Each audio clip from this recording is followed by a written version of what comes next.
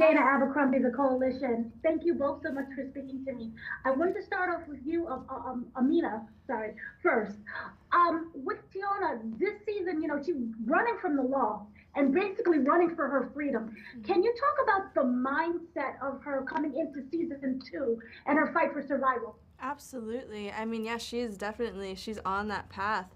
And there is very much so that same energy being carried into season 2, but I think a lot of us also forget about the fact that she's with her father for the first time in 5 or 6 years, and she's been in this fight or flight mode for so long, and it's all she kind of knows at this point. She hasn't been with her culture, she hasn't really been with her language, she hasn't been with her traditional foods, nothing.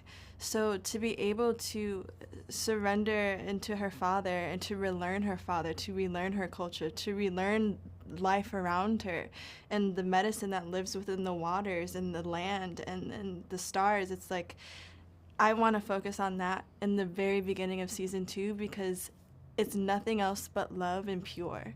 And I think that is so important for the audience, to see Indigenous people, BIPOC people as a whole, as that, because we are at our essence. And sometimes our wall that we put up because of our past, it doesn't allow that to shine through, but we are that. Beautiful. And for you, Jennifer, you're playing a new character, Mamie, this season. What I wanted to know is, as a U.S. Deputy Marshal, kind of that, female coming into such power and law, and that's usually dominated by men. Mm-hmm. Can you talk about that, kind of her mindset of that, and her interactions with the character? I would imagine that Mamie was a lot like many of the other women of her time. Maybe not doing it as independently as she might have tried, but, trying to homestead. And it didn't work out for one reason or another. And she signed up to be a U.S. Marshal, and many women originally would sit behind a desk and do clerical work. But in her oath, she was going to be in the terrain, the most dangerous territory in the Union at the time. And it was just having that structure to create this person, this living and breathing human being, was just enough to really sort of get my Crayolas out and start drawing, and it was just a fantastic experience.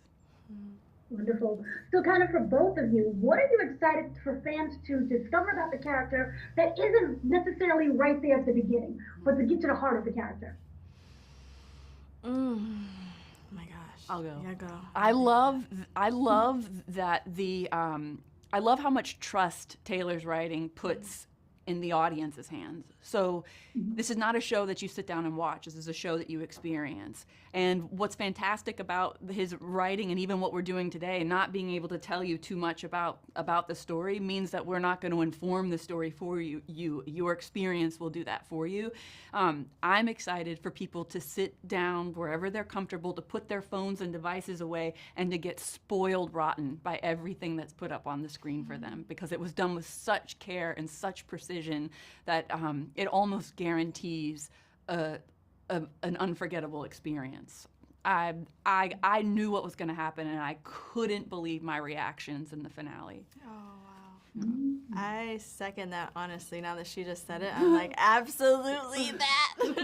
I didn't see the finale, but I mean, I read it, and my God, I think every character, every actor in season 2 has really come up and elevated, and I think I think the audience is going to go berserk in the best way.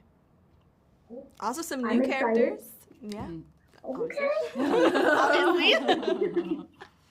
Thank you both so much for speaking to me. I look forward to that finale and being excited. Oh, yeah. You should. Thank you for your time. Thank you.